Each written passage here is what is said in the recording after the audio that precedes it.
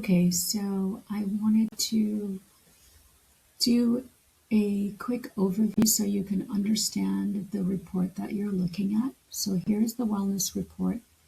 And what it does is it tells you the biomarkers that you had all together and then your general range. Okay, so out of all of those biomarkers, the ones that were in range, which are the green color, was 51.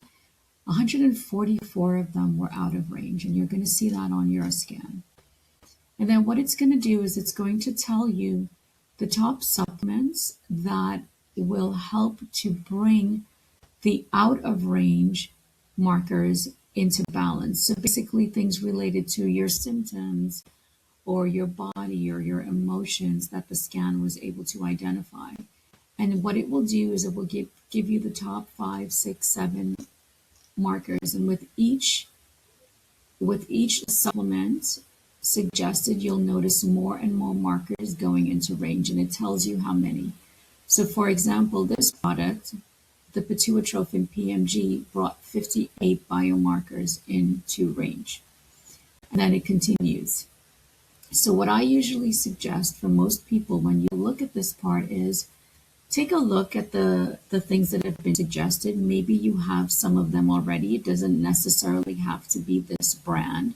So for example, this is vitamin B6. So maybe you have that vitamin already. You just would know that you probably need more, right? Here's something for the adrenals, strenotrophin.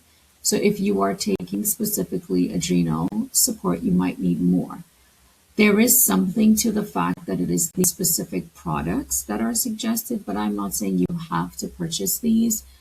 What I might say is look at what you already have. If it's showing that you still need more, go ahead and take more, but possibly for the top, let's say 2 or 3, do the product that they are suggesting. So for example, this is my scan and I started the top 3 when I received this. Okay, I figured let me start there.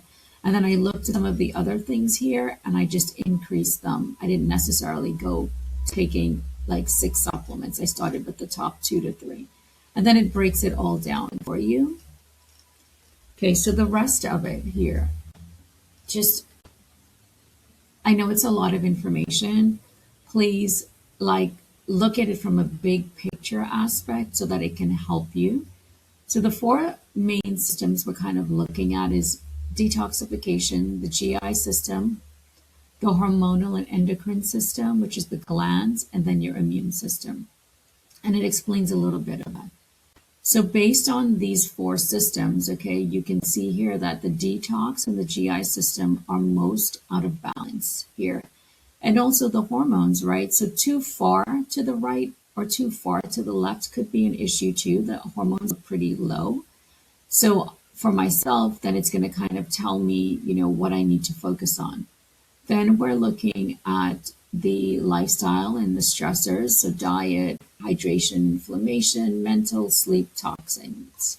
And we can see some things out of balance here. So I tell people, don't get super hung up on like the details of this, right? It's just kind of information. We're looking at patterns, we're looking at trends within this, okay? But it's probably saying, okay, there's some things going on here. So diet could probably be better, a little bit inflammation, sleep could be better, and maybe some detox is needed. So we go to the detox system and it specifically lists the areas that may need support and the things that could be stressing it, okay? So liver. So I'm seeing liver. I look at the top 2 or 3. I kind of keep my focus there.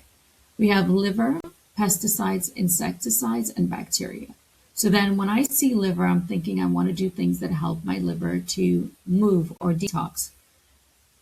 So for example, I would, for myself, focus on like more colonics or coffee enemas. If those are things you're already doing, you might not be doing that. Or things like milk thistle, dandelion, right? Anything that I can do to support it. And then it says pesticides, insecticides. You don't have to specifically detox that, but those are probably some of the things that are overloading the liver. Then the GI, okay, we have intestines. Again, we have liver, bacteria, and there's glyphosates. So definitely things that can support the liver. And you'll see they keep giving the balancers, right?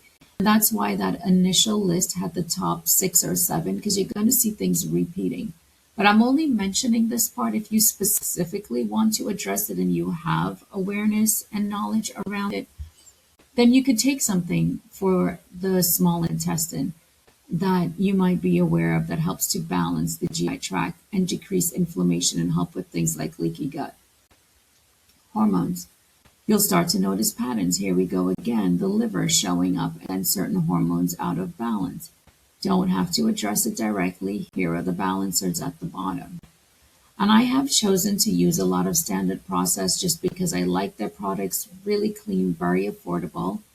Immune system stressors. Again, lots of repeats, liver, bacteria, skin, glyphosates. Diet and nutrition, right? Cleaning up. And then hydration. Okay, so probably definitely need to drink more. And it kind of shows what it would help because the same things are kind of being stressed. Liver, pesticides, insecticides, glyphosates, and the detox.